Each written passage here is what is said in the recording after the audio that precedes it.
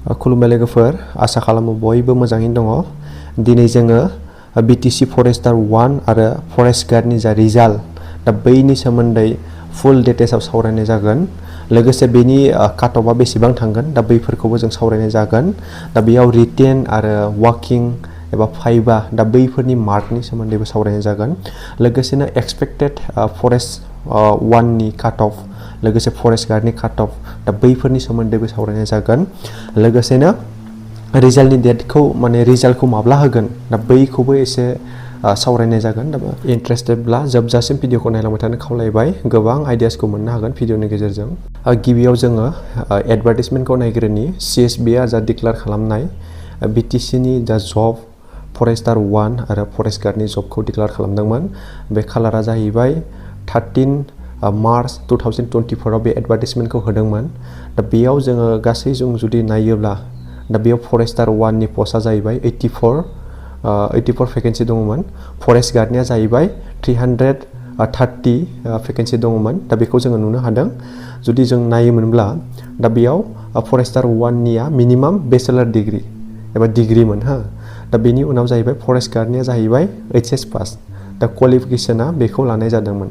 आरो इयारखौ मोननैनिखौबो जुदि नायोब्ला एज लिमिटआ जाहैबाय 25 मोन। दा 25 आवनो खायसे रिलेक्सेसन होनानै SC एबा ST 5 इयार्स एबा OBCआ 3 इयार्स दा बैफोरबायदि गभर्नमेन्ट रुल्स हिसाबै थांदोंमोन। हाइटखौ बेयाव मेलनिखौ होदोंमोन, जेनेरेल केटेगरिनिखौ होदोंमोन 163 cm आरो हिल्स एन्ड प्लेन ट्राइब केटेगरिनिखौ 153 cm होदोंमोन मेलनिखौ। दा फिमेलनिखौ होदोंमोन 150 cm आरो 145 cm होदोंमोन। दा बे जेनेरेल केटेगरि लादों आरो हिल्स एन्ड प्लेन ट्राइबखौ नायनानै दे बेयाव राननाय जादोंमोन। लोगोसे सेस, दा सेसखौ मेलनिखौ जाहैबाय नर्मेलखौ 84, दा 84 निफ्राय 89 84 निफ्राय नर्मेलनिफ्राय एक्सपेन्डेड बारायहोनांगौमोन 89। लोगोसेनो बेयाव 79 दङमोन फेमेलनिया, 79 निफ्राय 84 खालामनांगौ। दा बेयावबो 5 cm बारायनांगौमोन, एक्सपेन्डेड खालामनांगौ। दा बेखौ होनाय जादोंमोन। मोड अफ एग्जामिनेशनखौ बेयाव होनाय जादोंमोन। माबोरै सासे केन्डिडेटआ मा एग्जामनि गेजेरजों बै फरेस्टार 1 आरो फरेस्ट गार्डखौ मोननो हागोन। दा बेयाव होदोंमोन नाम्बार एआव रिटेन टेस्ट फर 3 आवार्स, 3 आवार्सनि मोनसे रिटेन टेस्ट जादोंमोन। जायफोरा पास जादों बेनि उनाव नेक्स्ट जायफोरा नाम्बार बिआव होदोंमोन physical fitness test comprising 26 kilometre for male, 26 kilometre होदोंमोन थाबायनाय। दा बे जाहैबाय मेलफोरनि। दा फेमेलनिया जाहैबाय 16 किल'मिटार, दा बेयो थाबायनाय। दा बेखौ जोङो 4 आवार्सआव फोजोबनांगौ। दा बेखौ मोनसे होदोंमोन। दा बेयाव जों जुदि एडभार्टाइजमेन्टआव नायोब्ला उइदिन 4 आवार्स 4 आवार्सनि गेजेराव फोजोबनांगौ, जास्ट क्वालिफाइ जानांगौ। बे आइडियाखौ जों मिथिनानै लानो हाबाय। नेक्स्टआव जों जुदि नायोब्ला फाइबा भइस टेस्ट, दा बै फाइबायाव बेसेबां मार्क जागोन, बेसेबां लागोन, बेसेबांनि फाइबा टेस्ट जागोन, दा बेयाव जेबो मेनसन खालामनाय जायाखै। नाथाय बेनि फुल रेसपन्सिबिलिटिया CSBआ थागोन। दा बेयाव माबा मोनसे मार्क थानो हायो, बेखौ जोङो आसा खालामो। गोबां केन्डिडेट्सआनो गोनो गोथो रिटेननि मार्क एबा वाकिंनि मार्क्स, फाइबानि मार्क्स, दा बेफोरखौ गोनो गोथो। नाथाय बेयाव जोङो रिटेननि मार्क थाबाय। दा बेनि उनाव जोङो फिजिकेल फिटनेस टेस्ट, दा बेयाव जेबो मार्कनि खोथा मेनसन खालामनाय जायाखैमोन। उइदिन 4 आवार्स दा बेयाव क्वालिफाइल' खालामनांगौ। दा बे खोथाखौ जोङो रोखायै नुदों एडभार्टाइजमेन्टआव नायोब्ला।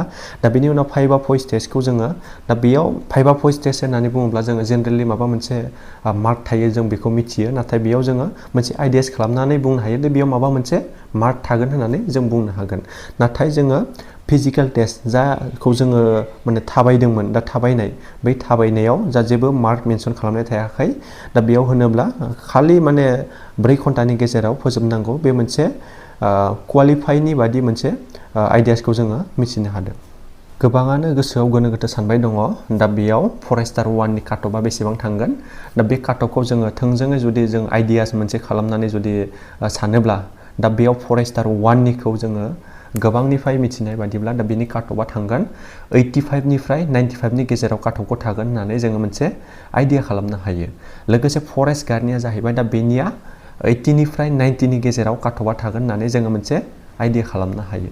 लोगोसेनो रिजाल्टनि डेट, माब्ला बेनि रिजाल्टखौ होगोन दा रिजाल्टनि मोनसे खालारखौ जों जुदि आन्दाज खालामोब्ला बेयो जाहैगोन 15 आगस्टनि सिगां बिफोर 15 आगस्टनि सिगां दा बेयो होयोब्ला रिजाल्टखौ होथारगोन दा बे मोनसे जोङो गोसोआव साननानै लानो हायो आरो जोङो मोनसे आइडिया खालामनो हाबावो फरेस्टार 1 आव फिजिकल टेस्टआव केन्डिडेटफोरा पास जादोंमोन गासै 689 दा बेनिनो गासै पस्टआ दंमोन 84 दा 84 जुदि माइनास खालामोब्ला बेयाव 605 जन केन्डिडेटआ दा बेनिफ्राय माइनास जानांगौ जागोन फरेस्ट गार्डआव गासै केन्डिडेट 2654 केन्डिडेटआ फिजिकल टेस्टआव पास जादोंमोन दा बेनिनो जुदि भेकेन्सिखौ पस्टखौ जुदि जों माइनास खालामोब्ला 330 खौ माइनास खालामोब्ला 2324 केन्डिडेटआ बेनिफ्राय माइनास जानो गोनां जागोन जाखिनि काट अफ एबा रिजाल्टनि डेट बानायदों दा बेनि मोनसे आइडियानि सायाव नोंथांमोननि जा कमेन्ट नोंथांमोननि साननायखौ कमेन्ट्सआव लिरहरनो थाखाय खावलायबाय गोजोन्थों